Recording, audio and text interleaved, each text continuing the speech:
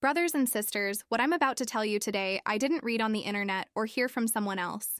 This is something I lived through with these eyes that one day will close forever. And I swear to you by the precious blood of Jesus Christ that every single word is absolutely true. If this video reached you today, it's not coincidence. It's because God has something to say to you through what happened to me in an oncology room at Jackson Memorial Hospital in Miami, where a doctor in a white coat looked me in the eyes and said the three words that destroyed my world: there is no hope. My name is Carolina Mendez. I'm 42 years old. I'm a mother of two children, Santiago, who's 16, and Valeria, who's 12. For 18 years, I was an intercessory prayer leader at Manantial de Vida Church in Kendall, a congregation of about 350 people, mostly Hispanic immigrants like me. I came from Colombia in 2001, escaping violence. I had built a life here, a beautiful family, a ministry that touched lives. I was the woman everyone called when they needed prayer, the one who organized the prayer vigils, who fasted for the sick, who believed with unwavering faith that God still does miracles today. But on March 14th, 2024, everything changed. It was a Thursday morning. I remember because Valeria had a math test, and Santiago was complaining about having to wake up early for baseball practice. Normal things, beautiful things. The kind of moments you don't know are precious until they're about to be ripped away from you. I had been feeling tired for months, maybe 6 or 7 months. At first, I thought it was just stress. You know how life is. Working full-time as a medical translator, running the kids everywhere, leading prayer meetings 3 nights a week, cooking, cleaning. I'm Latina. We don't stop. We push through. But this tiredness was different. It was like carrying a weight I couldn't see. Then came the pain, sharp, stabbing pain in my chest that would take my breath away. I'd be driving and suddenly have to pull over because I couldn't breathe. My husband Roberto would beg me to go to the doctor, but I kept saying, I'm fine, it's probably just anxiety. The truth is, hermanos, I was scared. Deep down, I knew something was wrong, but I didn't want to face it. Isn't that how we are sometimes? We avoid the doctor because we're afraid of what they might find, as if not knowing somehow protects us. Finally, on March 10th, the pain got so bad that Roberto literally dragged me to the emergency room. They did blood work, an EKG, a chest x-ray. The ER doctor looked concerned but said I needed to see a specialist. They scheduled me with Dr. Richard Morrison, a pulmonologist at Jackson Memorial. The appointment was for March 14th at 2:30 p.m. Those 4 days of waiting felt like 4 years. I couldn't sleep. I'd wake up at 3 a.m. with my heart racing, praying, God, please let it be nothing. Please let it be something simple. Roberto took the afternoon off work to go with me. We sat in that waiting room for what felt like forever. Those uncomfortable plastic chairs, the smell of antiseptic, CNN playing on the TV, but I couldn't focus on anything. Other patients waiting, some coughing, some with oxygen tanks. I remember thinking, that won't be me. God is going to protect me. Finally, they called my name, Carolina Mendez. We followed the nurse down a long hallway with fluorescent lights that buzzed. She took my vitals, weight, blood pressure, temperature, then left us in a small examination room with motivational posters on the wall about staying positive and fighting through challenges. How ironic those posters would become. Dr. Morrison came in 15 minutes later. He was a tall man, maybe in his late 50s, gray hair, tired eyes. He had a folder in his hands and he sat down slowly, deliberately. That's when I knew. You can tell by the way doctors move when they have bad news. He didn't look at me right away. He opened the folder, studied the papers inside like he was buying time, then finally looked up. Mrs. Mendez, he said in English with a heavy breath, I'm not going to sugarcoat this. Your x-rays and CT scan show a mass in your right lung. It's significant in size, approximately 8 centimeters, and there are multiple nodules in both lungs. The room started spinning. Roberto grabbed my hand so tight it hurt, but I needed that pain to know this was real. What does that mean? I asked, though I already knew. My voice sounded strange, distant, like someone else was speaking. Dr. Morrison leaned forward. We need to do a biopsy to confirm, but based on the imaging and your symptoms, I'm 95% certain this is lung cancer. Advanced stage. Stage 4. Stage 4. Those words hung in the air like poison. I had prayed for people with cancer dozens of times. I had seen some healed, seen others die, but I never imagined it would be me. But I don't smoke, I said stupidly, as if that mattered now. I've never smoked in my life. Unfortunately, Dr. Morrison said, about 20% of lung cancer patients are non-smokers. Environmental factors, genetics, we don't always know why. Roberto's voice was shaking. What are her options? Treatment? Surgery? Dr. Morrison closed the folder. And this is the moment that broke me, Hermanos. This is the moment where everything I believed was put to the test. He looked at me with those tired eyes and said, Mr. and Mrs. Mendez, I need you to understand the severity of this situation. The cancer has metastasized, meaning it has spread to both lungs, and we found spots on the liver as well. At this stage, surgery is not an option. Chemotherapy and radiation can possibly slow the progression, buy some time, improve quality of life. But, he paused. But what? I whispered. But I need to be honest with you. With this level of advancement and the aggressive nature of what we're seeing, we're looking at approximately 6 to 12 months. Maybe less. I'm very sorry. There is no hope for a cure. No hope. Those words echoed in my head. No hope. The prayer warrior who had prayed for miracles, who had fasted and believed, who had laid hands on the sick and seen them recover, now I was the one with no hope. I don't remember leaving that office. I don't remember the drive home. It was like I was underwater, everything muted and slow. When we got home, I went straight to our bedroom, locked the door, and fell on my knees. And for the first time in my life, Hermanos, I couldn't pray. The words wouldn't come. My faith, that mountain-moving faith I had been so proud of, felt like dust in my mouth. All I could do was cry and ask God one question over and over. Why me? The biopsy was scheduled for March 18th, 4 days after the diagnosis. 4 days that felt like descending into hell 1 hour at a time. I couldn't eat. I couldn't sleep. Every time I closed my eyes, I saw the X-ray images Dr. Morrison had shown us, those white masses invading my lungs like ghosts. Roberto tried to be strong, but I'd hear him crying in the shower. He thought I couldn't hear, but I could. My husband, my rock for 19 years, was breaking, and it was my fault. The worst part wasn't the physical pain, Hermanos. The worst part was facing my children. How do you tell your 16-year-old son and your 12-year-old daughter that their mother is dying? How do you say those words without destroying their world? We sat them down that Friday night, March 15th. We ordered pizza, their favorite, pepperoni, and extra cheese, like that would somehow make the conversation easier. They knew something was wrong. Kids always know. Santiago had been watching me carefully all week, and Valeria kept asking if I was okay. Roberto started talking, but his voice cracked immediately, so I had to do it. I took both their hands and said, Babies, Mommy went to the doctor and they found something in my lungs. It's cancer, and it's serious. Valeria's face went white. Are you going to die? She asked, and the way her voice broke on that last word, I felt like someone had stabbed me in the chest. We're going to fight this, I said, trying to sound confident. The doctors are going to do everything they can. But Santiago, he's smart. He's always been the logical one. He looked me right in the eyes and said, Mom, just tell us the truth. How bad is it? And I couldn't lie to him. It's stage 4, mijo. It's very advanced. He stood up from the table, his chair scraping loudly against the floor, and walked to his room without saying a word. Valeria collapsed into my arms, sobbing. Roberto held us both, and we cried together until there were no more tears, just empty, hollow pain. Later that night, I went to Santiago's room. He was lying on his bed staring at the ceiling, his baseball glove on his chest. I sat beside him, and he said, Mom, you always told me that God heals. You always said that if we have faith, nothing is impossible. So why can't God heal you? How do you answer that, Hermanos? How do you explain to your son that the faith you've been teaching him his whole life suddenly feels like it doesn't work? I don't know, baby, I whispered. I don't understand it either. Then what's the point? He said, and his voice was hard, angry. What's the point of praying and going to church and believing if God lets this happen to you? You've spent your whole life serving him, and this is what you get?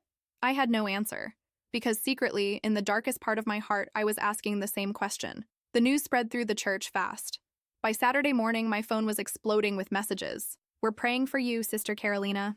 God is going to heal you. This is just a test of faith. Declare your healing. Speak life. Every message felt like pressure, like expectation, like I had to perform faith even though inside I was dying in more ways than one. Pastor Ramirez came to visit on Sunday afternoon. He's a good man, been leading our church for 12 years, married to my friend Lucia.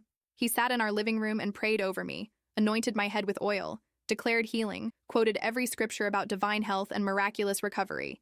And I felt nothing, absolutely nothing. It was like the words were bouncing off me, like there was a wall between me and God that I couldn't break through.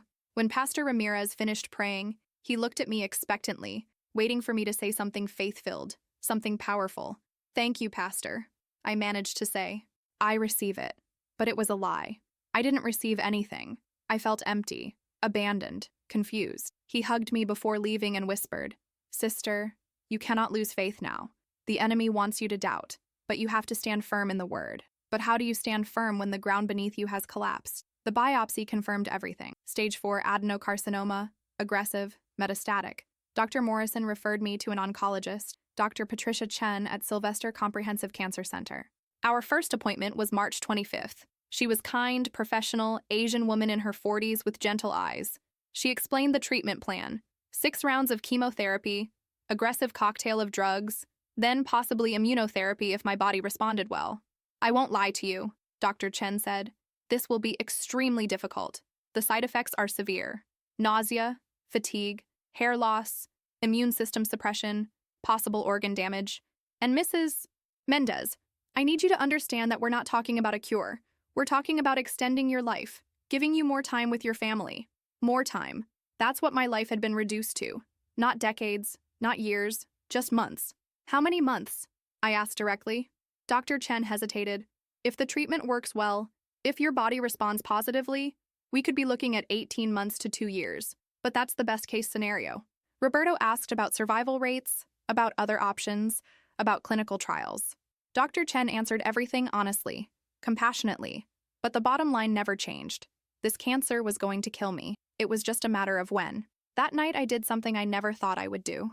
I went into my prayer room, the small space in our house where I had spent thousands of hours interceding for others, where I had seen God move in powerful ways, where I had felt His presence so strongly. I looked at the cross on the wall, at the Bible open to Psalms, at the prayer journal filled with testimonies of answered prayers, and I said out loud, God, I don't understand you anymore.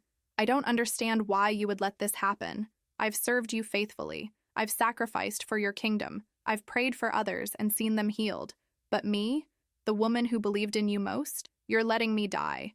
The silence was deafening. No voice from heaven, no comfort, no peace, nothing. Just empty, crushing silence. I picked up my Bible and opened it randomly, desperately looking for something, anything to hold on to. It opened to Job chapter 3, where Job curses the day he was born. May the day of my birth perish, and the night that said a man is conceived. That day, may it turn to darkness. And I understood Job for the first time in my life. I understood what it feels like when your faith is tested beyond what you think you can bear. The next morning, March 26th, I made a decision that shocked everyone who knew me. I told Roberto I wasn't going to church anymore. What? He said, thinking he misheard me. I can't go back there, I said. I can't sit there and pretend to have faith I don't feel. I can't have people looking at me with pity, telling me to just believe more, as if this is happening because my faith is weak. I'm done, Roberto. I'm done with all of it. He tried to talk me out of it, but I was firm. Pastor Ramirez called, Lucia called, my prayer group sisters called, everyone trying to convince me not to give up on God. But they didn't understand. It wasn't that I was giving up on God. It felt like God had given up on me. My first chemo session was scheduled for April 2nd. The days leading up to it were a blur of paperwork, insurance calls, pre-treatment tests, consultations. They inserted a port in my chest for the IV, a small device under my skin that would make it easier to administer the drugs. Every medical procedure was a reminder that this was real. This was happening. This was my new reality. The night before my first chemo, I couldn't sleep. I got up at 2 a.m. and went outside to our backyard. It was a cool Miami night, stars barely visible through the light pollution. I sat on the grass, and for the first time since the diagnosis, I tried to pray. Really pray. God, I whispered, if you're still there, if you still care, I need you to show me something. Because right now I feel completely alone. I feel abandoned. I feel like everything I believed was a lie. And I'm scared. I'm so scared of dying, of leaving my babies, of the pain that's coming. If you're real, if you love me like I've been teaching others, please, please give me a sign, something to hold on to. The stars blinked silently. A dog barked in the distance. Nothing changed. And in that moment, hermanos, my faith didn't just crack. It shattered completely. I went back inside, climbed into bed next to Roberto, and made a decision in my heart. I would go through the treatments for my family's sake. I would fight to stay alive as long as possible. But I was done with God, done with faith, done with believing in miracles. Tomorrow I would walk into that cancer center, not as a prayer warrior, but as a woman with no hope and no faith, just another dying patient. And little did I know, hermanos, that this moment of complete surrender, this death of my faith, was exactly where God needed me to be, to show me something I could never have imagined. April the 2nd, 2024, the day I walked into hell with my eyes wide open. Sylvester Comprehensive Cancer Center is a massive building on the University of Miami campus, all glass and modern architecture, designed to look hopeful and cutting edge. But when you're a patient, when you're the one walking through those doors knowing poison is about to be pumped into your veins, it doesn't feel hopeful. It feels like a prison. Roberto drove me there at 7 a.m. The appointment was for 8, but they wanted us early for pre-chemo blood work and vitals. We didn't talk much during the drive. What was there to say? We had said everything already. He parked in the garage and we walked hand in hand through the Sky Bridge into the cancer center. The infusion room was on the 3rd floor. When the elevator doors opened, I saw it. A large open space filled with recliners, maybe 40 of them, most already occupied by patients hooked up to IV poles. Some were sleeping, some reading, some just staring at nothing. Bald heads, pale skin, tired eyes. This was my tribe now. Not the prayer warriors at church, but these people. The sick, the dying, the ones fighting for every extra day. A nurse named Jennifer checked us in. She was young, maybe late 20s, blonde ponytail, wearing scrubs covered in cartoon butterflies, too cheerful for what she did every day. "Mrs. Mendez, right? First time?" She smiled warmly. "Don't worry, we're going to take great care of you." She led us to recliner number 23, by a window overlooking the parking lot. At least I'd have a view while being poisoned. The chair was surprisingly comfortable. Leather, with controls to adjust the position. Roberto sat in the visitor chair next to me, and I could see him trying so hard to be brave. Jennifer took my vitals, blood pressure slightly elevated, pulse racing, temperature normal. "Nervous?" she asked kindly. "Terrified," I admitted. "That's completely normal," she said. "First time is always the hardest, but you're going to do great. Your doctor ordered carboplatin and pemetrexed. It's a strong combination, but very effective for your type of cancer." Effective. What a word. Effective at what? Buying me a few more months? Effective at making me sick? Dr. Chen came by before they started. "How are you feeling, Carolina?" "Honestly, like I want to run out of here and never come back." She smiled sadly.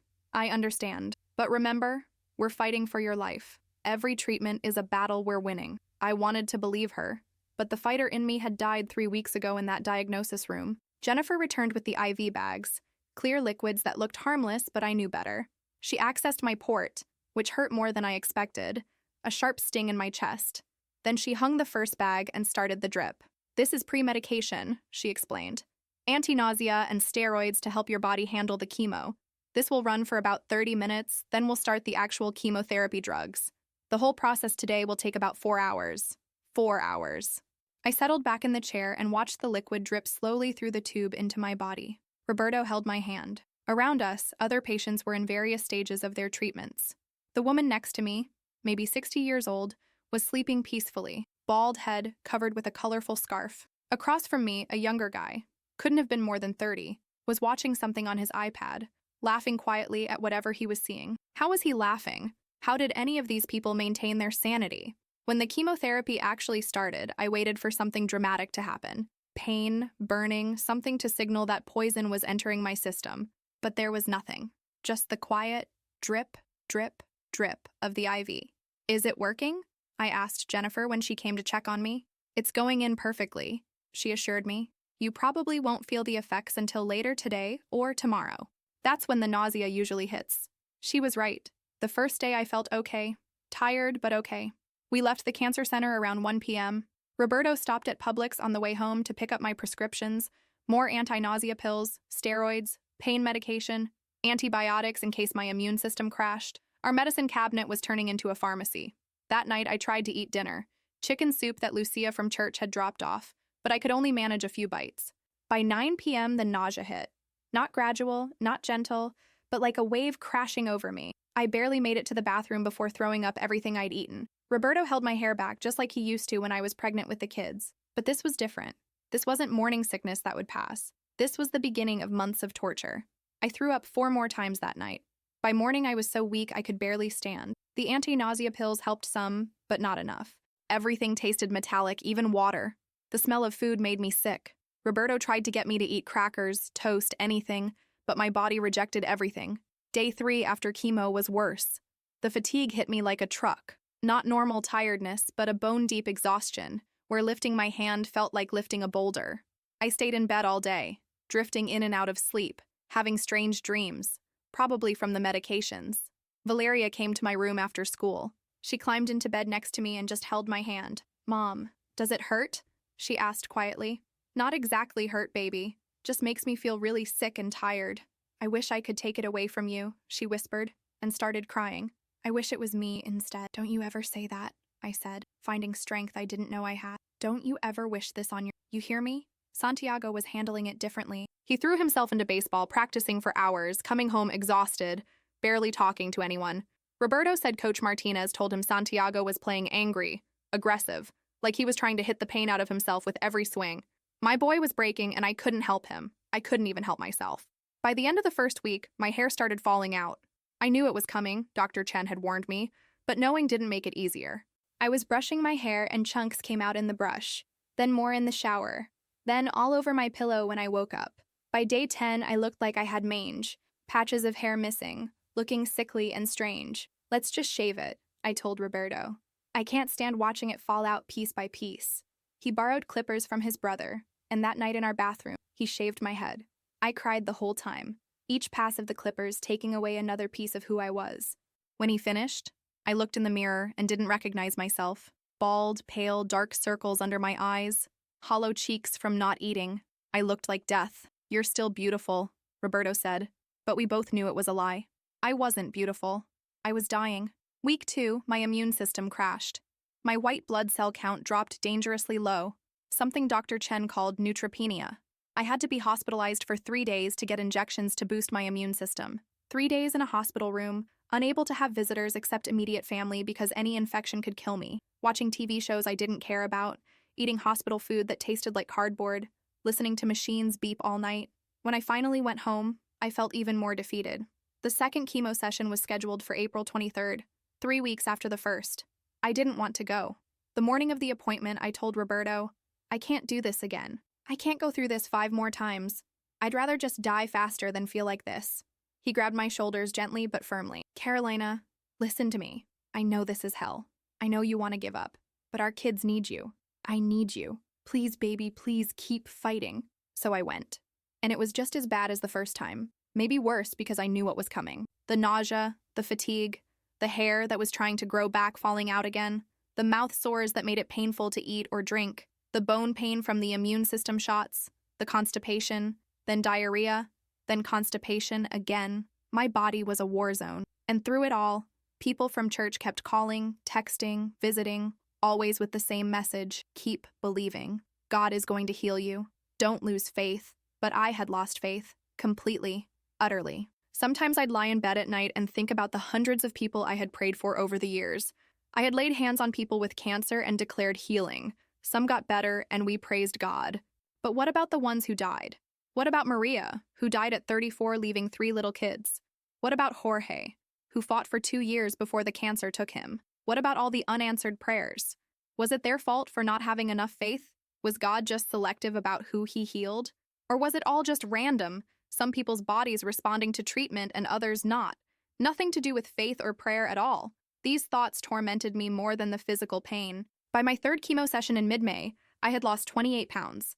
My clothes hung off me like sheets on a skeleton. I wore scarves to cover my bald head, but I felt like everyone could see right through me, see the sickness, see the death growing inside me. Valeria's 13th birthday was May 18th. We tried to celebrate, invited a few of her close friends over, ordered pizza and cake. I sat in the corner wearing a wig that looked fake and felt uncomfortable, watching my daughter try to have fun while constantly glancing at me with worried eyes.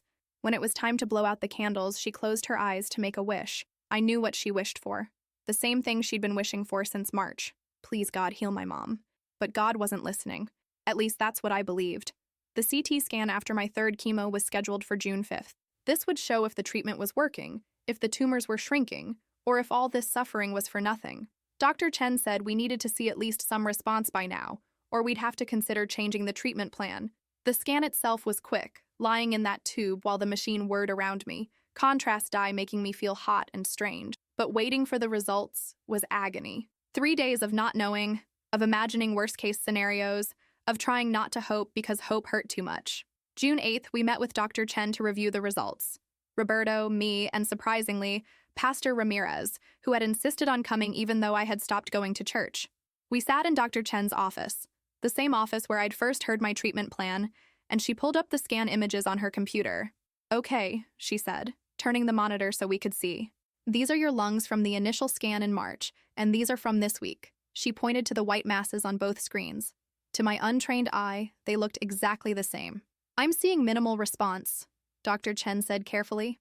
The primary tumor in the right lung has decreased slightly, maybe 10%, but the nodules in the left lung are unchanged, and the lesions on your liver have actually grown. The room tilted. What does that mean? Roberto asked. It means the cancer is not responding to this treatment as well as we hoped. It's aggressive. It's adapting. We need to change our approach. She explained a new protocol. Different drugs, more toxic, harsher side effects, lower success rates. I stopped listening. The words just became noise. All I heard was, "You're still dying, and now we're going to make you suffer even more before you do." Pastor Ramirez started praying out loud right there in the office. Father God, we rebuke this cancer in Jesus' name. We declare healing over Carolina's body. We stand on your word that says by your stripes we are healed. And something inside me snapped. Stop, I said quietly. Stop it. Please just stop. Everyone looked at me shocked. God isn't listening, I said, my voice hollow. He hasn't listened to any of the prayers. Not mine, not yours, not the hundreds of people who've been praying. The cancer is winning. God is silent. So please just stop pretending. Pastor Ramirez looked hurt. Dr. Chen looked uncomfortable. Roberto just looked broken. We drove home in silence. That night, I lay in bed staring at the ceiling, feeling the tumors inside me growing, multiplying, killing me cell by cell. And I whispered into the darkness, "Fine, God. If this is your plan, if this is your will, then just take me quickly. Don't make me suffer through more useless treatments. Just let me die."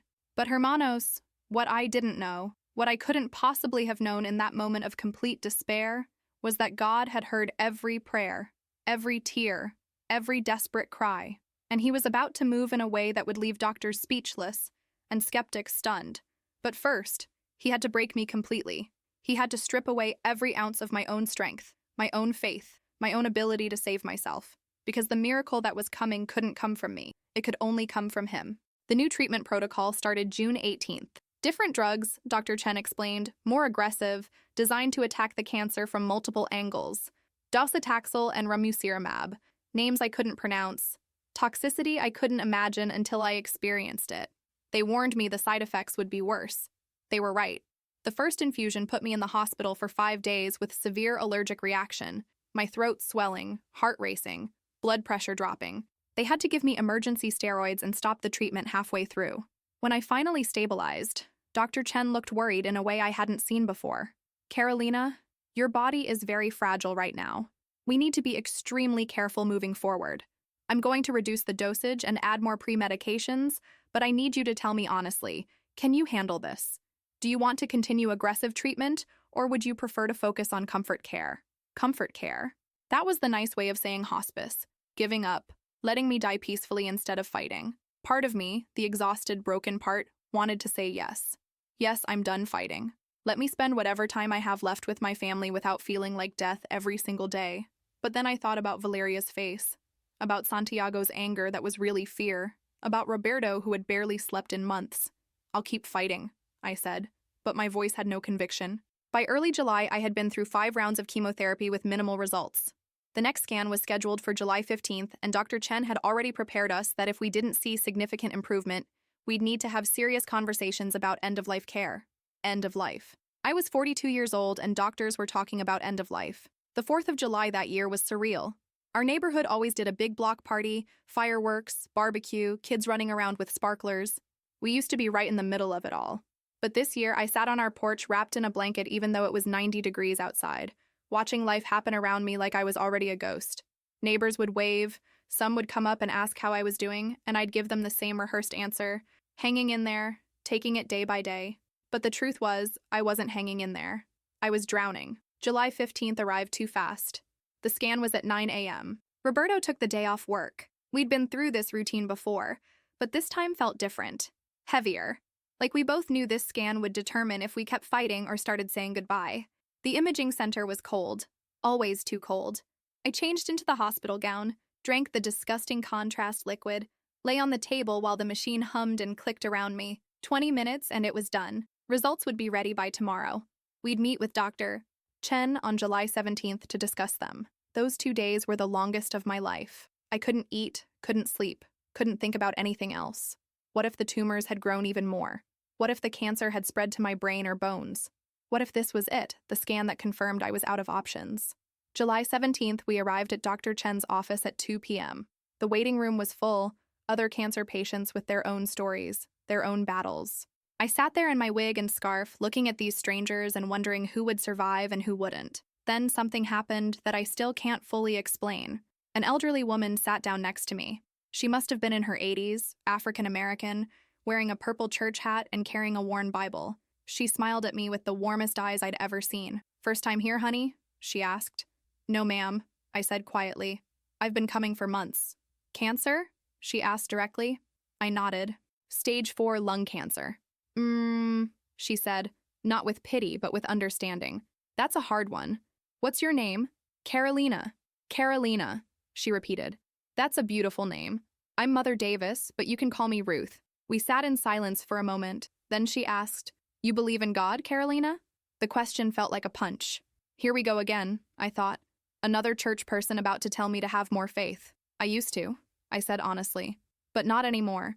I've prayed, others have prayed, and God hasn't shown up. So no, I don't believe anymore." I expected her to be shocked or offended or to launch into a sermon, but she just nodded slowly. "I understand that," she said.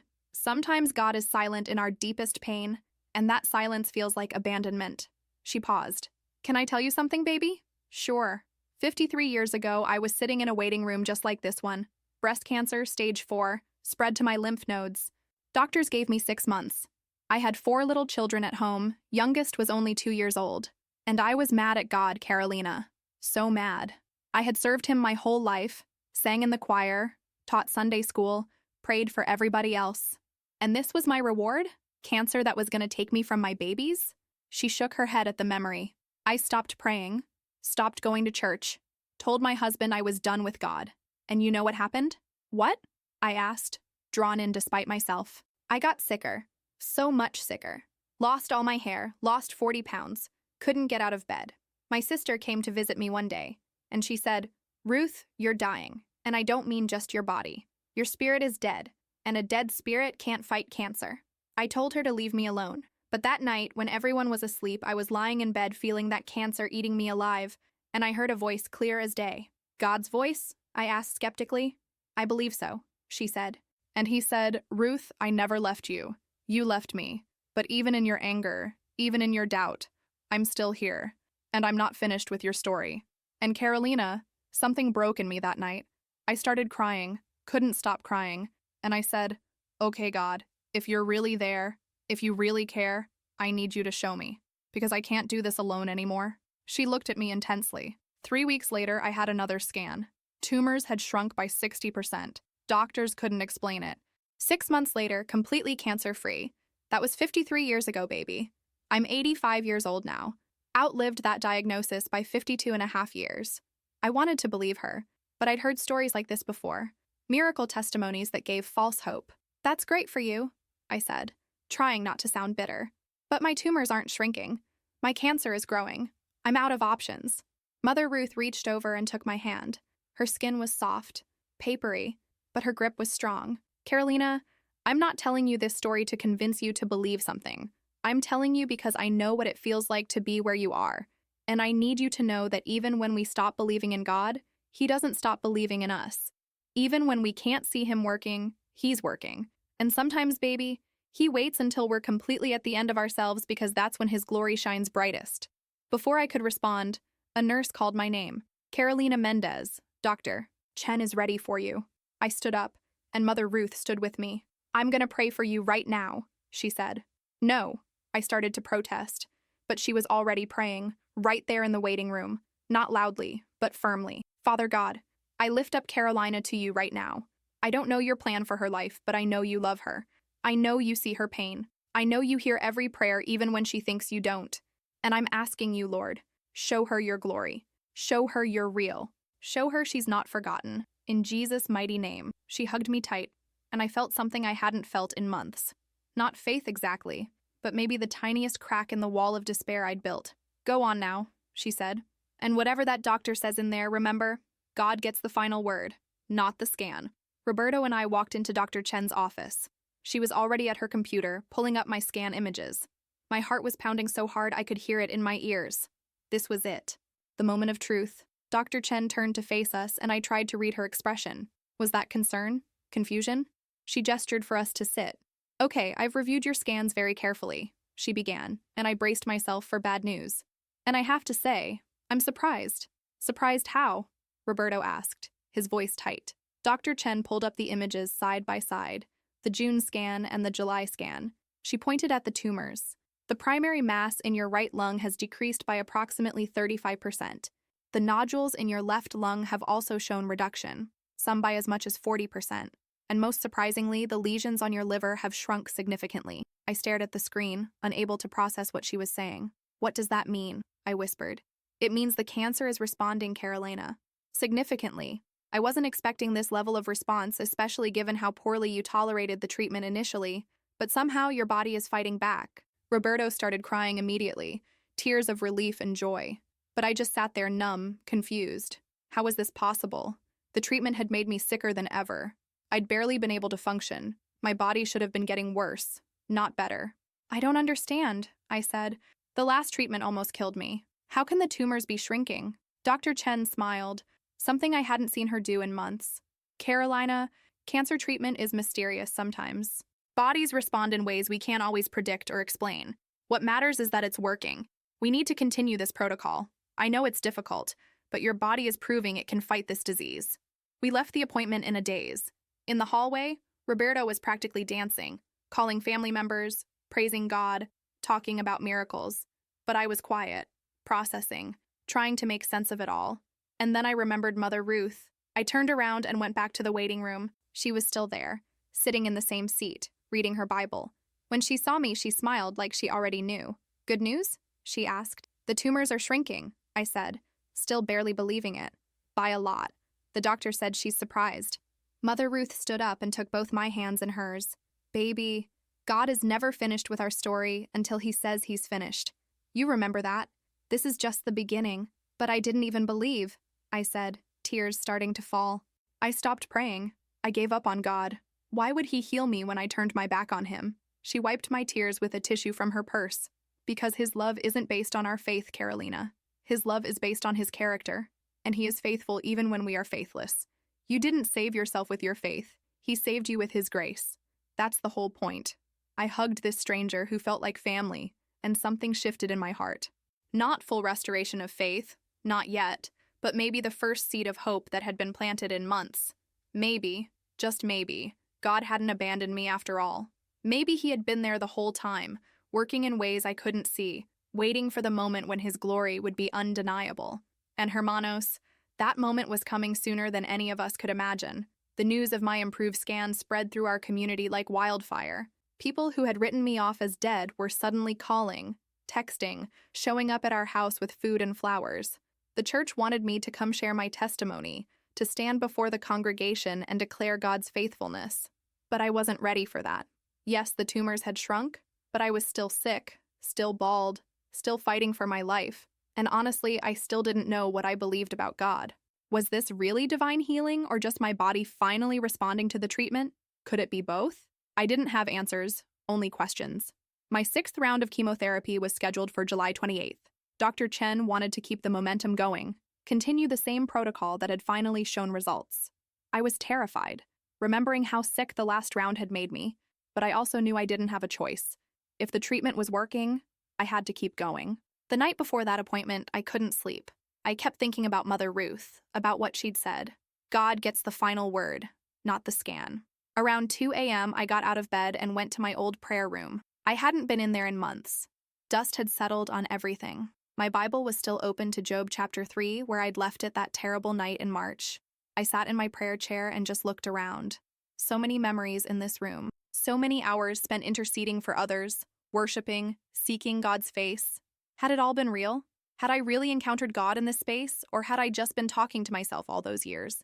I picked up my prayer journal, the one where I'd recorded answered prayers, page after page of testimonies. Maria healed from depression, Jorge Jr. delivered from drug addiction, the Gonzalez marriage restored. Baby Emma born healthy after doctors said she wouldn't survive. Supernatural provision for the Rodriguez family. On and on, miracle after miracle. But then I flipped to the last entries. Maria prayed for healing from cancer, died 8 months later. Jorge Sr. prayed for healing, died after 2 years of suffering. Baby Michael prayed for, stillborn. The Santos family prayed for financial breakthrough, lost their home. Which prayers were the real ones? The answered ones or the unanswered ones? Or were they all real, all legitimate, all part of a bigger picture I couldn't see? I closed the journal and spoke into the silence. God, I don't know if you're listening. I don't know if you care. But if you are real, if this healing is from you, I need to know why. Why me and not Maria? Why now and not 4 months ago before I lost my faith? Why do you answer some prayers and not others? The silence pressed in. No audible voice, no burning bush, no dramatic revelation, just quiet. But in that quiet, I felt something. Not a feeling I could explain, but a presence. Like I wasn't alone in that room. Like someone was there with me, listening, caring, even if they weren't speaking. I opened my Bible randomly, something I used to do when I was desperate for direction. It fell open to Isaiah 43. My eyes landed on verses 1 and 2. Fear not, for I have redeemed you. I have summoned you by name. You are mine. When you pass through the waters, I will be with you. And when you pass through the rivers, they will not sweep over you. When you walk through the fire, you will not be burned, the flames will not set you ablaze. I read it again and again. When you pass through, not if, when. God wasn't promising to keep me from the fire. He was promising to be with me in the fire. Maybe that was the answer. Maybe God hadn't abandoned me. Maybe he'd been carrying me through the darkest valley all along, and I'd been too angry to notice. The chemotherapy on July 28th was rough but manageable. My body was learning to tolerate the poison, or maybe I was just getting used to the suffering. The nausea came, but not as violently. The fatigue was crushing, but not unbearable. I made it through without hospitalization, which felt like a victory. 2 weeks later, on August 10th, something unexpected happened. I was sitting on the couch watching TV when Valeria came home from her friend's house. She'd been gone all afternoon, and I figured she was just hanging out like normal 13-year-olds do. But when she walked in, her face was strange. Not upset, but serious. Determined. "Mom, can I talk to you?" she asked. "Of course, baby. What's wrong?" She sat next to me and pulled out her phone. "Nothing's wrong. I just need to show you something." She opened her Instagram and showed me a post. It was a picture of me from before I got sick, smiling at a church event, healthy and whole. The caption read, "This is my mom, Carolina.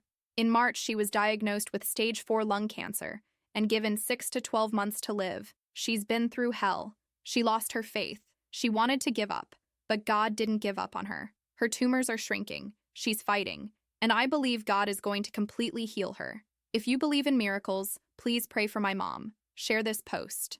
Let's cover her in prayer." I stared at the screen, not knowing how to react. "Valeria, when did you post this?" 3 days ago, she said quietly.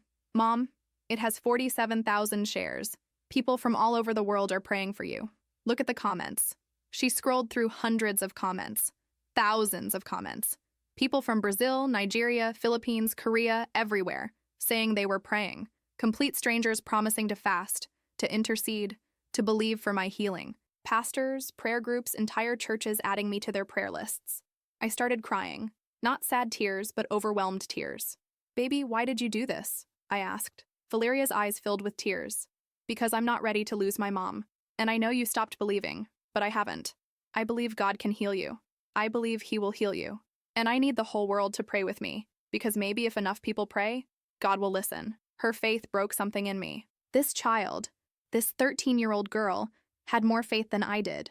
She believed when I couldn't. She prayed when I wouldn't. She fought when I had surrendered. "Thank you, baby," I whispered, holding her tight. "Thank you for not giving up on me or on God." That post changed everything. My phone started blowing up with messages from people I'd never met. Prayer warriors from different denominations, different countries, different languages, all unified in praying for my healing. A Catholic nun in Ireland, a Baptist pastor in Texas, a Pentecostal church in South Africa, Muslims, Jews, even some atheists saying they didn't believe in God, but they were sending positive energy. The global body of believers was mobilizing on behalf of a woman most of them would never meet. Pastor Ramirez called me that week. "Carolina, I need to tell you something. Since Valeria posted about you, our church has experienced revival. People who hadn't prayed in years are coming to prayer meetings. We had 83 people show up for the vigil last night. 83! We usually have maybe 15. Your story is awakening faith in others. I didn't know what to say. I had spent months doubting God, and somehow my doubt had become a catalyst for others' faith. God was using my brokenness to build something beautiful. My 7th round of chemo was August 25th. This time, when I walked into the infusion center, I wasn't alone in spirit. I knew thousands of people around the world were praying for me in that exact moment, and somehow that knowledge made the poison in my veins feel less terrifying. The next scan was scheduled for September 10th, about a month away. Dr. Chen wanted to see if the positive trend continued. If the tumors kept shrinking, we might be able to discuss reducing treatment intensity or even switching to maintenance therapy. But if they had grown again, we'd be back to square one. The waiting was always the hardest part. September arrived hot and humid, typical Miami weather. I had started feeling a little stronger, able to eat more, sleep better. My hair was even starting to grow back in little fuzzy patches. Roberto said I looked like a baby bird, which made me laugh for the first time in months. Real laughter, not forced, not fake. It felt good to laugh again. September 10th came faster than I wanted. The scan was at 8 a.m. This time, Santiago and Valeria insisted on coming with us. We want to be there as a family, Santiago said. Whatever the results are, we face them together. So all 4 of us went to the imaging center. The kids sat in the waiting room with Roberto while I went back for the scan. As I lay on that table, listening to the machine whir around me, I prayed for the first time in months. Really prayed. God, I don't know what's going to happen. I don't know what these images will show. But I'm choosing to trust you. Not because I understand your plan, but because I'm tired of carrying this fear alone. Whatever happens, be with me. Be with my family. Give us strength for whatever comes next. The scan took 25 minutes. When I came out, my family was waiting, all holding hands, praying together. The sight of them broke me. Roberto had been my rock. Santiago had been trying so hard to be strong. Valeria had become my biggest prayer warrior. They loved me so much, and I had been so consumed by my own pain that I hadn't fully appreciated what they were going through. Results in 3 days, I told them. Dr. Chen will call with the findings. Those 3 days felt like 3 years. But this time, instead of drowning in anxiety, I kept going back to that verse in Isaiah. When you pass through the waters, I will be with you. I had passed through a lot of water in the last 6 months. Chemotherapy, nausea, hair loss, weight loss, pain, fear, doubt, despair. But I was still here, still breathing, still fighting. September 13th, Friday afternoon, Dr. Chen called at 3:47 p.m. I remember the exact time because I was staring at the clock, willing the phone to ring. Roberto, Santiago, and Valeria were all home, all gathered in the living room, all waiting.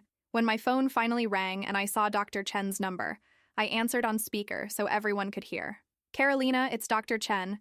I have your scan results. Okay, I said, my voice shaking. Tell me. There was a pause that lasted forever. Then she said, Carolina, I need you to come into the office. Tomorrow morning, 9 a.m. Bring your family. My heart sank. That's what doctors say when they have terrible news, when they need to deliver it in person. Dr. Chen, please, just tell me now. I can't wait until tomorrow. Another pause. All right. But I really think this conversation should be in person, because I need to show you the images. Carolina, your scan is remarkable. The primary tumor in your right lung has decreased by another 45%. It's now less than 2 centimeters, down from 8 centimeters in March. The nodules in your left lung are barely visible. Most have disappeared completely. And the lesions on your liver are gone, completely gone. I've reviewed these images multiple times. I've had 2 colleagues review them. We're all seeing the same thing. This level of response is extraordinary, Carolina. In my 20 years as an oncologist, I've rarely seen anything like this. The room went completely silent. Then Roberto started crying, then Santiago, then Valeria, and finally me. We collapsed into each other, sobbing, praising God, unable to form coherent words. On the other end of the phone, Dr. Chen was quiet, letting us process. Finally, I managed to ask, what does this mean? Am I in remission? Not yet, she said carefully. There's still active cancer, but it's minimal. If we continue treatment and the trend continues, remission is absolutely possible. Carolina, 6 months ago, I gave you 6 to 12 months to live. Now I'm looking at scan results that suggest you might beat this completely. After we hung up, my family and I just held each other and cried. Months of fear, of grief, of preparing to say goodbye. And now, impossibly, there was hope. Real hope. Not wishful thinking, but medical evidence that God was doing something miraculous in my body. That night, I posted on my own social media for the first time since the diagnosis.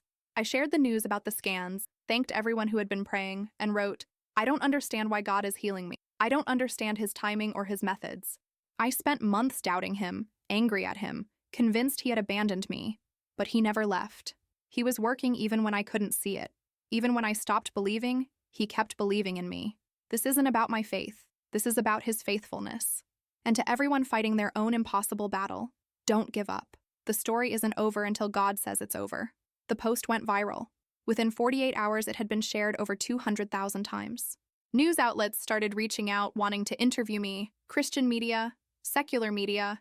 Everyone wanted to know about the woman with stage 4 cancer whose tumors were disappearing. But Hermanos, what none of them knew yet, what I didn't even know yet, was that the biggest miracle was still to come, because God wasn't just healing my body.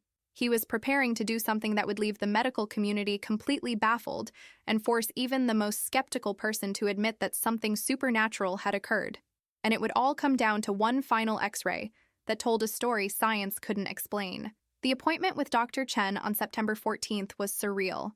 We arrived at her office at 9 a.m., all 4 of us, walking through those familiar doors, but this time with something we hadn't had in months: hope. The waiting room felt different, brighter somehow. Or maybe it was just my perspective that had changed. We didn't have to wait long.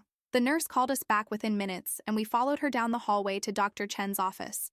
When we walked in, Dr. Chen wasn't alone. There were 2 other doctors with her, both men in their 50s, both looking at me with undisguised curiosity. "Carolina, Roberto, kids, please sit down," Dr. Chen said, gesturing to the chairs she'd arranged. "I want to introduce you to Dr. Michael Stevens, head of oncology here at Sylvester, and Dr. James Park, our lead radiologist." Both men shook our hands formally. Dr. Stevens spoke first. "Mrs. Mendez, Dr. Chen has shared your case with our tumor board, and frankly, we're all fascinated. Your response to treatment has been exceptional, beyond what we typically see with stage 4 adenocarcinoma." Dr. Park pulled up my scans on the large monitor on the wall. Side-by-side images. March, June, July, September. The progression was undeniable. The masses that had filled my lungs in March were barely visible in September. "Mrs. Mendez," Dr. Park said, pointing at the screen, "in my 25 years reading oncology scans, I can count on one hand the number of times I've seen this level of tumor reduction in advanced lung cancer, and most of those cases involved experimental treatments or clinical trials. Your case is particularly unusual because you're on a fairly standard chemotherapy protocol." "What are you saying?" Roberto asked. "Are you saying this is medically impossible?" Dr. Stevens chose his words carefully. "Not impossible, but highly improbable. Statistically, we'd expect maybe 20–30% reduction with this treatment regimen. Carolina has experienced approximately 80–85% reduction across all tumor sites. That's not typical." "So what happens now?" I asked. Dr. Chen leaned forward. "We continue treatment, but we're going to modify the approach. Your body has proven it can fight this cancer aggressively. I want to do 2 more rounds of chemotherapy. Then we'll do another comprehensive scan. If the trend continues, we might be able to stop active treatment and move to surveillance, which means regular scans but no more chemo." No more chemo. Those 3 words sounded like heaven. "When would that be?" I asked. "If we do rounds 8 and 9 over the next 6 weeks, we'd scan again in early November. If that scan shows continued improvement or stable disease with minimal cancer present, we could potentially stop treatment before Thanksgiving." Thanksgiving. A holiday I thought I'd never see. The idea of sitting around a table with my family, healthy and whole, feeling normal again, seemed impossible. But hadn't the last 6 months proven that impossible wasn't permanent? We left that appointment with a treatment plan and something I hadn't felt in so long: genuine optimism. Not denial, not false hope, but real evidence-based belief that I might actually survive this. The 8th round of chemotherapy was September 28th. By now, I knew the routine so well I could have done it in my sleep. Check in, vitals, blood work, sit in recliner number 23, watch the IV drip for 4 hours, go home and prepare for the side effects. But this time felt different because I knew it was one of the last times. Just 2 more rounds and I'd be done. The nurse who accessed my port that day was new, a young guy named Marcus. As he prepared the IV, he looked at my chart and then at me with surprise. "Mrs. Mendez, I'm reading your history here. Stage 4 diagnosis 6 months ago?" "Yes," I said. "And you're still here, still fighting, tumors shrinking significantly?" "Yes, by God's grace." Marcus shook his head in amazement. "Ma'am, I've been working in oncology for 3 years. I've seen a lot of patients come through here. Some make it, most don't. But I've never seen someone with your initial prognosis doing this well. Whatever you're doing, keep doing it. I'm not doing anything, I said honestly. God is doing it all. He smiled. Then keep letting him do it. The side effects from round 8 were milder than any previous round. I was sick for only 2 days instead of a week. My energy came back faster. My appetite was better. It was like my body was remembering how to be healthy, relearning how to function without cancer dominating every system. October arrived with cooler weather and changing leaves, or at least as much as Miami gets of fall. Life was starting to feel almost normal again. Santiago was playing baseball without that angry edge he'd had for months. Valeria was smiling more, worrying less. Roberto was sleeping through the night, and I was regaining pieces of myself I thought were lost forever. On October 10th, something happened that I'll never forget. I was at Publix grocery shopping wearing a wig and trying to look normal when I ran into someone from church. Sister Patricia, one of the older women who had been praying for me. When she saw me, her face lit up. "Carolina! Oh my goodness, look at you! You look so much better!" We hugged right there in the produce section, and she started crying. "Sister, I need to tell you something," she said, wiping her eyes. "About a month ago, I was praying for you during my morning devotion, and I had a vision, clear as day. I saw you standing in front of the church, completely healed, giving your testimony. And the Lord spoke to me and said, 'She will live and not die, and she will declare the works of the Lord.' I've been holding on to that word for you." I didn't know what to say. A month ago, I would have dismissed it as wishful thinking. But now, with tumors shrinking and doctors amazed, maybe it wasn't so far-fetched. "Thank you for praying, Sister Patricia, and for not giving up on me even when I gave up on myself. Baby, we never gave up," she said firmly. "The whole church has been interceding for you. Prayer chains, fasting, round-the-clock intercession. You've had an army fighting for you in the spirit realm. An army I didn't even know about, fighting battles I couldn't see. The 9th and final round of chemotherapy was scheduled for October 19th, my last treatment, the end of a nightmare that had lasted 7 months. Roberto took the day off work. The kids wanted to skip school to be there, but I told them no. I wanted them living their normal lives, not sitting in a cancer center watching poison drip into their mother. When we arrived at the infusion center that morning, I felt emotional. This place had been hell for months, but it had also been where I'd fought the biggest battle of my life. Recliner 23 was waiting for me like an old friend. Jennifer, my regular nurse, came over with tears in her eyes. "Carolina, I heard this is your last scheduled treatment." "Yes," I said, barely able to believe it myself. "Congratulations," she said, hugging me. "I'm going to access your port one last time, and then hopefully we'll never have to do this again." The chemotherapy dripped for the final time. 4 hours of sitting there watching the poison that had saved my life flow into my veins. When the last bag emptied and Jennifer disconnected the IV, she said, "You did it, Carolina. You fought, and you won. But I knew the truth. I didn't win. God won. I just showed up." We went home that afternoon and had a celebration dinner. Roberto made my favorite meal, bandeja paisa, a Colombian dish I hadn't been able to eat in months. The smell alone had made me nauseous during chemo, but now I ate 2 plates. We laughed, we talked, we watched a movie together like a normal family. And for the first time since March, I went to bed that night without the weight of impending death crushing my chest. The follow-up scan was scheduled for November 6th. This was the big one, the scan that would determine if I was truly in remission or if more treatment was needed. Dr. Chen had explained that they'd be looking for any active cancer, any new growth, any signs that the disease was adapting or returning. The waiting period before that scan was strange. Part of me was confident, believing God had brought me this far and wouldn't abandon me now. But another part was terrified, remembering how quickly things could change, how cancer could be sneaky and cruel. I spent a lot of time during those weeks reconnecting with God. I had started going back to church in late October, sitting in the back, not ready to be the center of attention, but needing to be in community again. The worship felt different now. The lyrics I'd sung 1,000 times before had new meaning. "Great is thy faithfulness, O God my Father.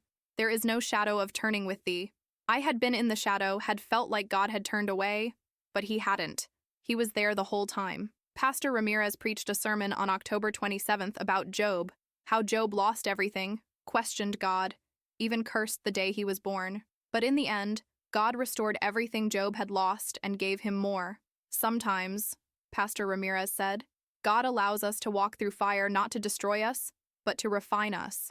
And the person who comes out of the fire is stronger, purer, more dependent on God than the person who went in. I was that person. I had walked through fire. The Carolina who got diagnosed in March was not the same Carolina sitting in this pew in October. That Carolina was self-reliant, proud of her faith, confident in her ability to pray down heaven. This Carolina was broken, humbled, aware of her own weakness and God's overwhelming strength. November 6th arrived cloudy and cool. The scan was at 10 a.m. This time I went alone, not because my family didn't want to come, but because I needed to face this moment with just God and me. No distractions, no one else's emotions to manage, just a woman and her creator. I lay on that scanning table for what I prayed would be the last time. As the machine hummed around me, I prayed quietly. God, whatever this scan shows, I trust you. If the cancer is gone, I'll praise you. If it's still there, I'll still praise you. Because I've learned that you're not just God of the miracle. You're God in the waiting, God in the suffering, God in the valley. Thank you for not leaving me, even when I left you. The scan took 30 minutes. When I came out, I felt a peace I can't explain. Not because I knew the results would be good, but because I knew that whatever they were, I wouldn't face them alone. Dr. Chen called that evening at 7:23 p.m. I was making dinner, something normal, something ordinary. When I saw her number, I took a deep breath and answered. Carolina, I have your results. Can you come in tomorrow morning? I want to go over everything in detail. Dr. Chen, please, I need to know now. Is the cancer gone? There was a long pause. Then she said words I'll never forget. Carolina, I'm looking at your scan right now. I've compared it to every previous scan, and I need to show you these images in person because what I'm seeing is medically remarkable. There is no evidence of active cancer in your lungs. The primary tumor is gone. The nodules are gone. Your liver is clean. By every measurable standard, you are in complete remission. I dropped the phone. My legs gave out and I fell to the kitchen floor sobbing. Roberto came running, picked up the phone, talked to Dr. Chen, then fell to his knees beside me. We held each other and cried and praised God right there on the kitchen floor. Santiago and Valeria heard the commotion and came running. When we told them, Valeria screamed so loud the neighbors probably heard. Santiago just wrapped his arms around me and whispered, I knew God wouldn't take you. I knew it. That night, we called everyone we knew, family in Colombia, friends in Miami, the church prayer chain, everyone who had been walking this journey with us. And every conversation ended the same way. God is so good. God is so faithful. God did the impossible. But hermanos, even though I was in remission, even though the cancer was gone, the story wasn't over. Because in 3 weeks, something would happen during a routine follow-up X-ray that would leave doctors speechless and force even the most skeptical medical professional to admit that what happened to me couldn't be explained by science alone. The X-ray that told a different story was coming, and it would be the undeniable proof that God is still in the miracle-working business. November 7th, the day after receiving the news of complete remission, I woke up feeling like I'd been reborn. For the first time in 8 months, I didn't wake up thinking about cancer. I didn't automatically touch my chest wondering if the tumors were growing. I didn't calculate how many months I had left. I just woke up grateful to be alive. The appointment with Dr. Chen was at 11 a.m. Roberto and I drove to her office in comfortable silence, the kind of peace that comes after surviving a war. When we walked into her office, she was already pulling up my scans on her computer, but this time her expression was different. Not worried or cautious, but genuinely amazed. Carolina, Roberto, please sit, she said, gesturing to the chairs. I want to walk you through these images because I think it's important for you to see exactly what's happened in your body over the last 8 months. She pulled up the first scan from March 14th, the day my world ended. The screen showed my lungs filled with white masses, the 8-centimeter primary tumor in my right lung looking like a snowball, the multiple nodules scattered throughout both lungs like stars in a dark sky, the lesions on my liver visible and threatening. This was your baseline, Dr. Chen said quietly. Stage 4 adenocarcinoma, extensive disease, poor prognosis. Then she pulled up the September scan. The masses were smaller, significantly smaller, but still visible. This was after 7 rounds of chemotherapy. Remarkable response, approximately 85% reduction. Finally, she pulled up yesterday's scan. And hermanos, even to my untrained eye, I could see the difference. The lungs were clear, completely clear. No masses, no nodules, no white spots, just normal, healthy lung tissue. The liver was clean. Everything was clean. This, Dr. Chen said, her voice filled with emotion, is what we call complete remission. No evidence of disease. Ned, it's what every oncologist hopes to see but doesn't always get to. Roberto was crying. I was crying. Dr. Chen was fighting back tears herself. What happens now? I asked. Do I need more treatment? No more chemotherapy, she said firmly. Your body has been through enough. What we'll do now is surveillance. We'll scan you every 3 months for the first year, then every 6 months for the second year, then annually. We're watching to make sure the cancer doesn't return. But right now, Carolina, you are cancer-free. Cancer-free. 2 words I never thought I'd hear. Dr. Chen, I said, needing to ask the question that had been burning in my mind. In your professional opinion, what happened to me? How do you explain this? She sat back in her chair and chose her words carefully. Medically, I can say that your body responded extraordinarily well to the chemotherapy. The treatment worked better than we statistically would have expected. But Carolina, I've been doing this long enough to know that sometimes we see things that don't fit neatly into our understanding of oncology. Was it the chemo? Yes, partially. Was it your body's immune system? Yes, that played a role. But was there something else? Something we can't measure or quantify? I'm a scientist, but I'm also humble enough to admit that I don't have all the answers. Call it what you want, but this is an exceptional outcome. She didn't say the word miracle, but I could tell she was thinking it. We left her office with a clean bill of health and instructions to come back in 3 months for the first surveillance scan. As we walked to the car, Roberto stopped in the middle of the parking lot and just looked at the sky. God did this, he said simply.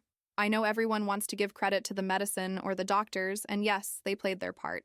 But God did this. He healed my wife. I agreed completely. The next few weeks were a whirlwind of celebration. Our church threw a praise service in my honor, which was overwhelming and humbling.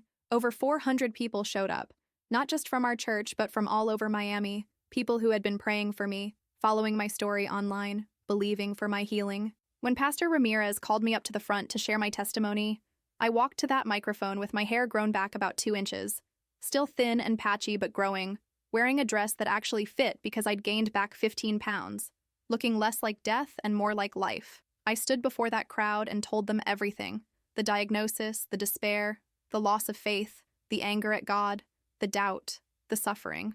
I didn't sugarcoat it or make myself sound more spiritual than I was.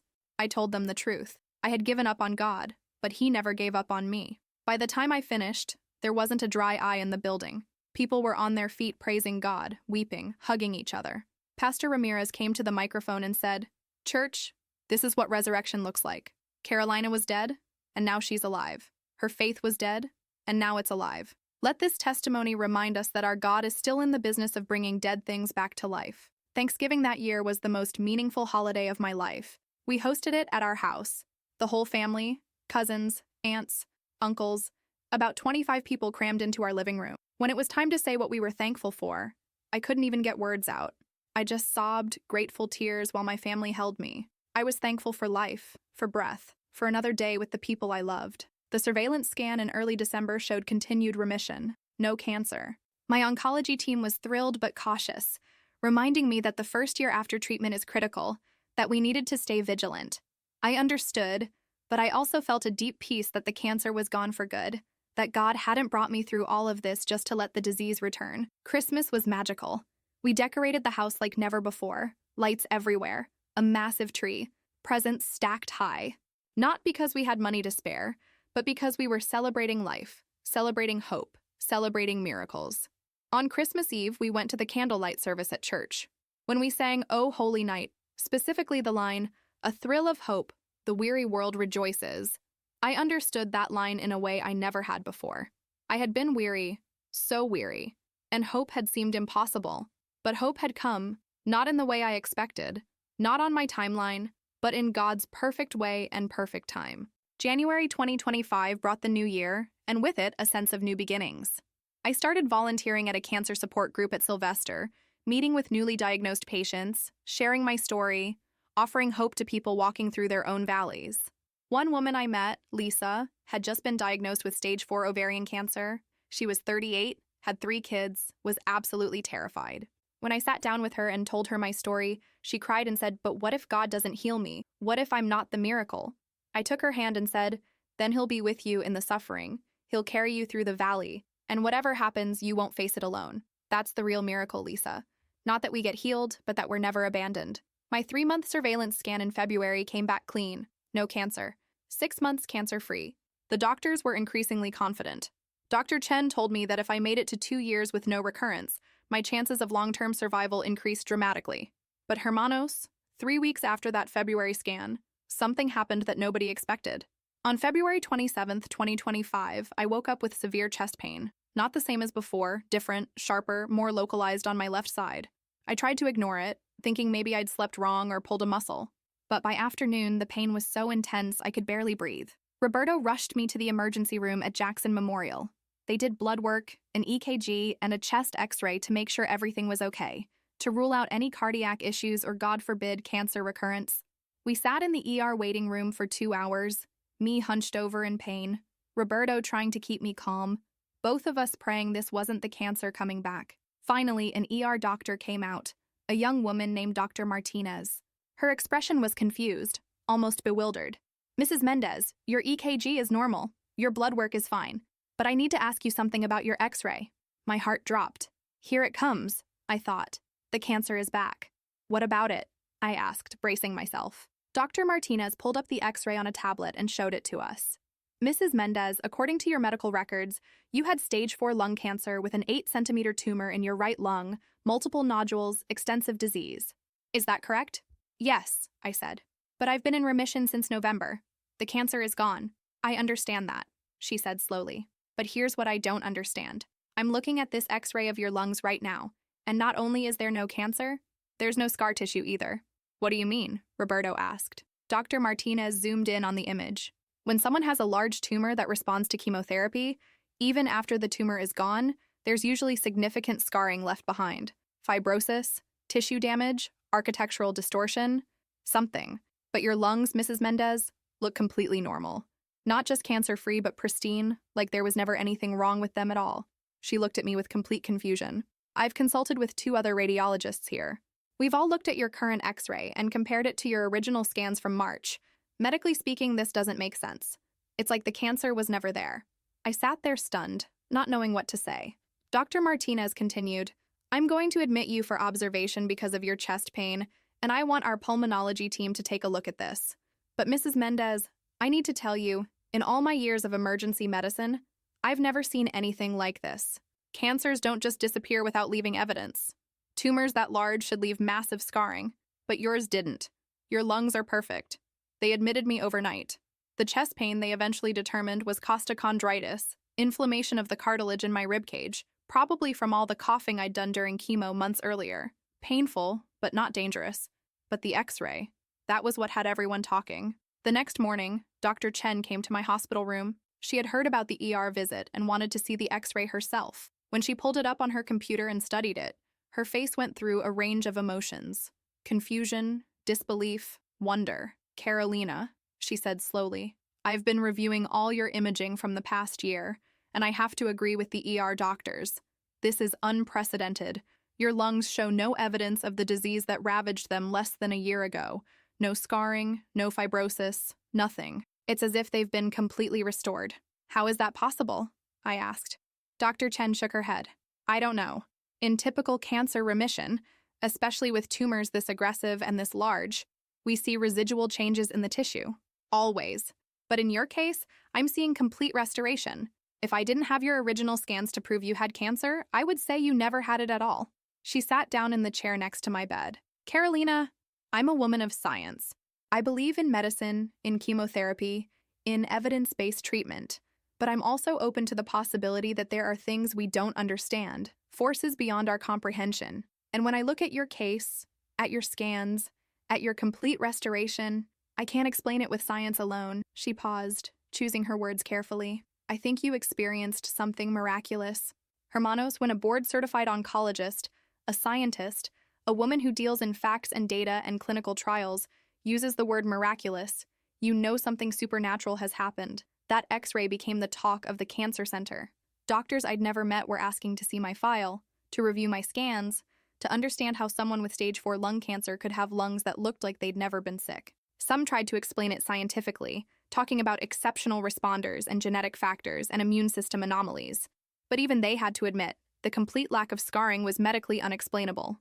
I was discharged from the hospital on February 28th, with instructions to rest and follow up with Dr. Chen in a month for my regular surveillance scan. But as Roberto drove me home, I sat in the passenger seat staring at the copy of my x-ray they'd given me, and I couldn't stop crying. "Why are you crying, baby?" Roberto asked. "You're okay. The cancer is gone." "I'm crying because I finally understand," I said through tears. "God didn't just heal me. He restored me. He didn't just remove the cancer. He made my body like new, like I was never sick at all. He gave me my life back completely. And then I remembered something Mother Ruth had said to me in that waiting room all those months ago. God gets the final word, not the scan. She was right. The doctors had said no hope. The first scans showed aggressive cancer. The prognosis was death. But God had the final word. And his word was life, restoration, complete healing. That X-ray was his signature on my miracle, his undeniable proof that he is still God, still sovereign, still in the business of doing the impossible. And Hermanos, that X-ray is what I show people now when they doubt, when they question, when they say miracles don't happen anymore. I pull it up on my phone, the before and after, and I say, explain this. Explain how lungs destroyed by cancer can be perfectly restored with no scarring.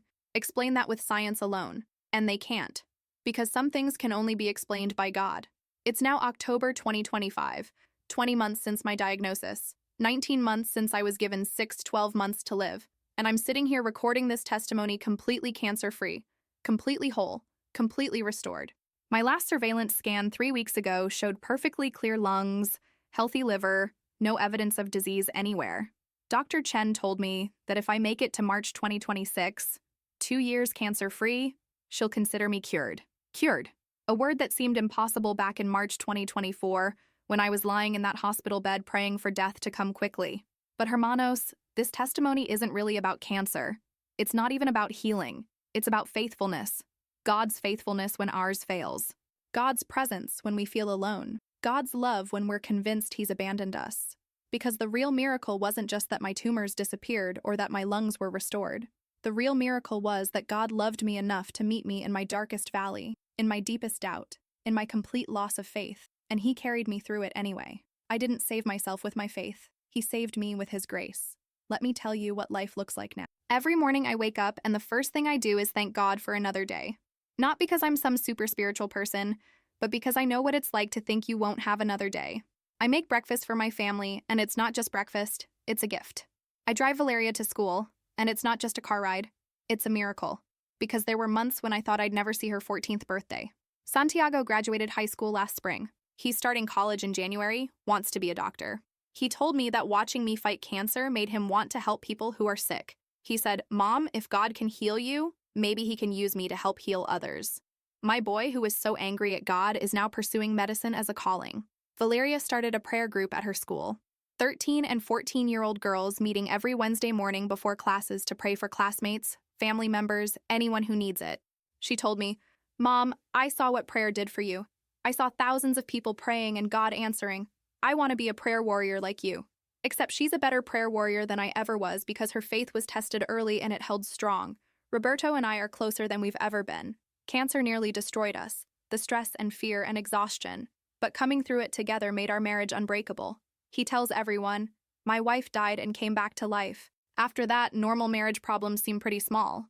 We laugh more now. We fight less. We don't take each other for granted. Every day together feels like borrowed time, sacred time, gift time. I went back to work in May as a medical translator. Same job, same hospital, but everything feels different. When I translate for cancer patients, I see myself in their eyes. I see their fear, their hopelessness, their desperate need for someone to tell them it's going to be okay. And sometimes, when the doctor steps out of the room, I tell them my story. Not to give false hope, but to offer real hope. Hope that even in the worst diagnosis, God can still move. Hope that the story isn't over until he says it's over. I've lost count of how many people have contacted me after seeing my testimony online. Hundreds, maybe thousands. People from all over the world facing their own impossible situations. Not just cancer, but financial ruin, broken marriages, prodigal children, addictions, mental illness, everything. And what they all want to know is, how did you keep believing when everything looked hopeless? And I tell them the truth. I didn't keep believing. I lost my faith completely. But God kept believing in me. That's the difference. Our faith is weak, fragile, easily shaken, but his faithfulness is unchanging, unshakable, eternal. Even when we stop believing in him, he never stops believing in us. Mother Ruth, the elderly woman I met in the waiting room, has become one of my closest friends. She's 86 now, still cancer-free 54 years after her diagnosis. We have coffee together once a month, and she tells me stories about God's faithfulness in her life. She's my living reminder that the miracle doesn't end with healing. The miracle continues in every day we're given after we were supposed to die. She told me last month, Carolina, you got your miracle young. You have decades ahead of you to live for God's glory, to tell this story, to impact lives.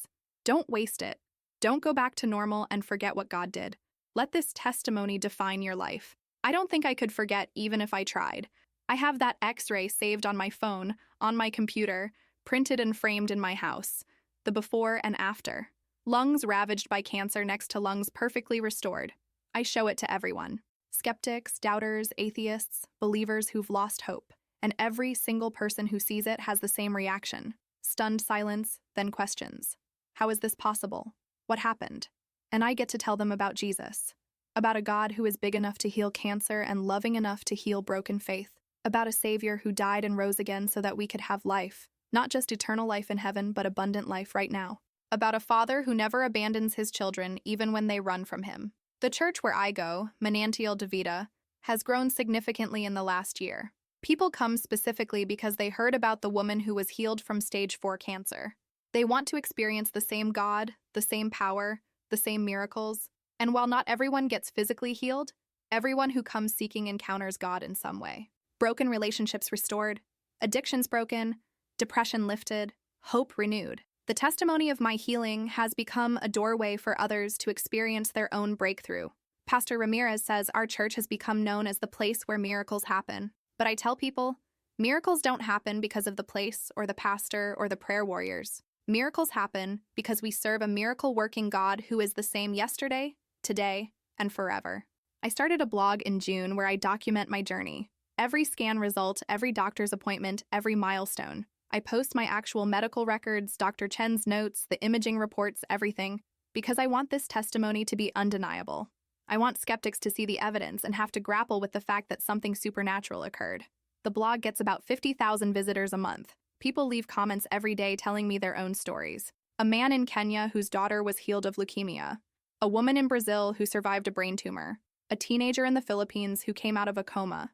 Story after story after story of God showing up in impossible situations. Reading those comments, I realize my testimony isn't just mine. It's part of a larger story that God is writing across the globe. A story of his faithfulness, his power, his love. Dr. Chen asked me last month if she could present my case at a medical conference. She said, Carolina, oncologists need to see this. Not to validate faith healing or reject medicine, but to acknowledge that there are outcomes we can't fully explain. That humility is important in our field. I agreed. In November, she's presenting my case at the American Society of Clinical Oncology conference in Chicago. She's titling it, Complete Remission and Tissue Restoration in Advanced Adenocarcinoma, a Case Study. Thousands of doctors will see my scans, read my story, and have to wrestle with the mystery of what happened. Some will explain it away with science, but others, I pray, will open their hearts to the possibility that there's a God who still heals, who still restores, who still does the impossible. But let me tell you about the hardest part of this whole journey. It's not the fear that the cancer might come back, though that's real. It's not the survivor's guilt, wondering why I lived when others didn't, though I struggle with that too. The hardest part is carrying the weight of this testimony responsibly, because now when people see me, they see hope. They see proof that God heals. And what happens when they pray for their loved one and that person dies? What happens when they believe for a miracle and the miracle doesn't come? How do I give hope without giving false promises? I've thought about this a lot. I've prayed about it constantly. And here's what I've come to understand. My job isn't to promise that everyone will be healed. My job is to testify that God is faithful regardless of the outcome. Some people are healed on earth, others are healed in heaven. But all who call on him are heard, all who seek him are found, all who trust him are held. I think about Maria, the young mother from our church who died of cancer 2 years before I was diagnosed. I prayed for her healing. The whole church prayed. She died anyway. For months after my healing, I felt guilty about that. Why did God heal me and not her? But then her husband Carlos came to me and said something profound. Carolina, Maria's in heaven with Jesus. She's more healed than you are. She has no pain, no suffering, no fear. And watching your miracle has given me hope that I'll see her again, that death isn't the end. Your healing didn't diminish her story. It confirmed that God is real and heaven is real. That conversation changed my perspective. This isn't about why some are healed and others aren't.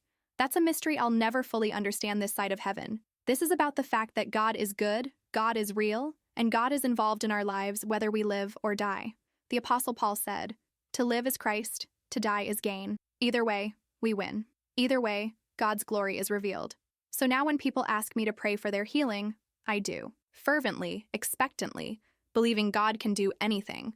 But I also prepare them for either outcome, reminding them that God's ways are higher than our ways, His thoughts higher than our thoughts, and His love never fails regardless of how He chooses to answer. My life now is dedicated to 3 things: loving my family, serving others, and telling this story. I speak at churches, cancer support groups, women's conferences, anywhere someone wants to hear about God's faithfulness. Sometimes I speak to 5 people, sometimes 500. The number doesn't matter. If one person hears this testimony and decides to trust God in their impossible situation, it's worth it. I volunteer at the Cancer Center twice a week, sitting with patients during their chemo infusions, praying with them, encouraging them, reminding them they're not alone. Some of them make it, some don't. But all of them deserve to know that God sees them, God loves them, and God is with them in the valley.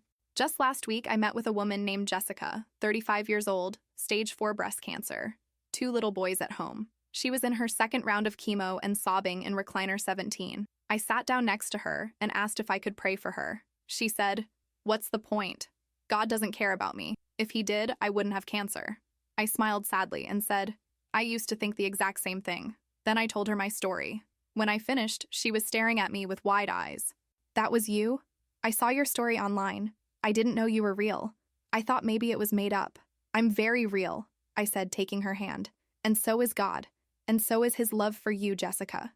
She cried in my arms for 10 minutes. Then she prayed with me, giving her life to Christ right there in the infusion center. That's what this testimony does. It opens doors for the gospel, creates opportunities to point people to Jesus. And that's why I'm recording this, why I'm sharing every detail, why I'm making this public. Not to glorify myself, but to glorify the God who saved me. Not just from cancer, but from doubt, from despair, from spiritual death. 3 weeks ago, on September 20th, I had a dream. I was standing in a massive crowd of people, thousands and thousands, all holding candles. And a voice, I believe it was God's voice, said, "Carolina, everyone here is alive today because you chose to live, because you fought when you wanted to quit, because you shared your story when it would have been easier to stay silent. Your obedience created a ripple effect that touched more lives than you'll ever know."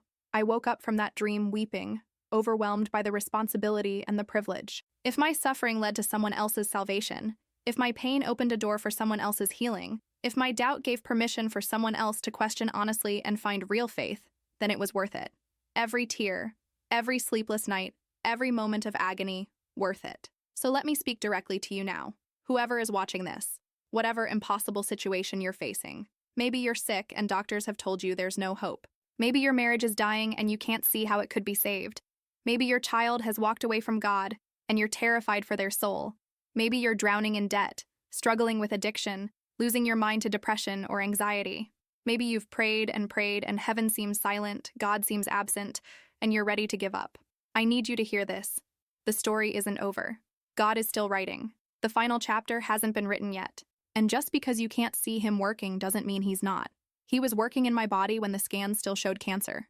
He was working in the hearts of doctors who couldn't explain what they were seeing. He was working through thousands of people praying when I had stopped praying for myself. He was working even when I had given up on Him, and He's working in your situation right now. Maybe not in the way you expect, maybe not on your timeline, but He's working. Don't give up. Not today. Not on the day when your breakthrough might be just around the corner. Not when your miracle might be one prayer away, one day away, one moment of surrender away. And if you've walked away from God like I did, if you're angry at Him, disappointed in Him, convinced He doesn't care, I want you to know this. He's not angry at you. He's not disappointed in you. He's waiting for you with open arms, ready to meet you exactly where you are, in your doubt, in your pain, in your brokenness. You don't have to have perfect faith. You don't have to have all the answers.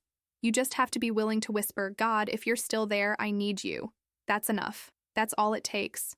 One honest prayer, one moment of vulnerability, one step toward Him, and He'll meet you there. He'll carry you through. He'll restore what's been broken and heal what's been wounded. My name is Carolina Mendez. I'm 43 years old. I'm a wife, a mother, a daughter, a friend, a cancer survivor, and a living testimony that God still does the impossible. 20 months ago, I was dying. Today I'm thriving. 20 months ago, I had lost my faith. Today my faith is stronger than ever. 20 months ago, doctors said there was no hope. Today I'm standing here as proof that when God has the final word, hope is never lost.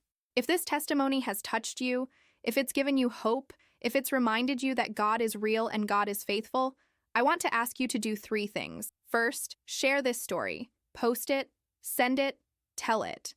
Someone in your life needs to hear it. Someone is in their own valley right now, losing hope, and this testimony might be what keeps them fighting one more day. Second, pray. Not just for yourself, but for others who are walking through fire. Be part of someone else's miracle by interceding for them, believing for them when they can't believe for themselves. Third, if you don't have a relationship with Jesus, if you've never surrendered your life to him, do it now. Don't wait until you're in crisis. Don't wait until you're desperate. Come to him now, in this moment, and say, Jesus, I need you. I believe you died for me and rose again. I give you my life. Save me. And he will. I promise you, he will. Because he's not just the God of my miracle, he's the God of anyone who calls on his name. As I close this testimony, I want to read something I wrote in my journal on March 14th, 2024, the day I was diagnosed. I found it a few weeks ago and was shocked by what I'd written. God, if you're listening, if you're real, I'm begging you for a miracle. Not just healing, but something undeniable. Something that will make everyone who sees it know that you exist. I don't want to die. But if I do, let my life mean something. Let my story point people to you. Hermanos. He answered that prayer. He gave me the miracle I begged for. Complete healing, unexplainable restoration, undeniable proof of his existence and his power. And he's letting my story mean something, point people to him, demonstrate his glory. The X-ray that told a different story. The one that left doctors speechless. That's hanging in my home office right now. Every day I look at it and I'm reminded, God gets the final word. Not the diagnosis, not the doctor, not the statistics, not the fear, not the doubt. God gets the final word. And his word over my life was life. His word over my lungs was restoration. His word over my family was hope. His word over my future was purpose. What is his word over your life? What is he speaking over your impossible situation? Listen closely. Tune out the voices of fear and doubt and discouragement, and listen for his voice. The voice that calmed the storm, the voice that raised the dead, the voice that said, "Let there be light," and there was light. That voice is speaking over you right now, and his word is this: you are loved, you are not forgotten, you are not alone, and your story isn't over. Keep fighting, keep believing, keep trusting. Your miracle is coming, and when it does, tell everyone, tell the world. Give God the glory he deserves, because he is faithful, he is good, and he is still in the business of doing the impossible. Thank you for letting me share my story. God bless you, and may you experience your own miracle in Jesus' mighty name. Amen.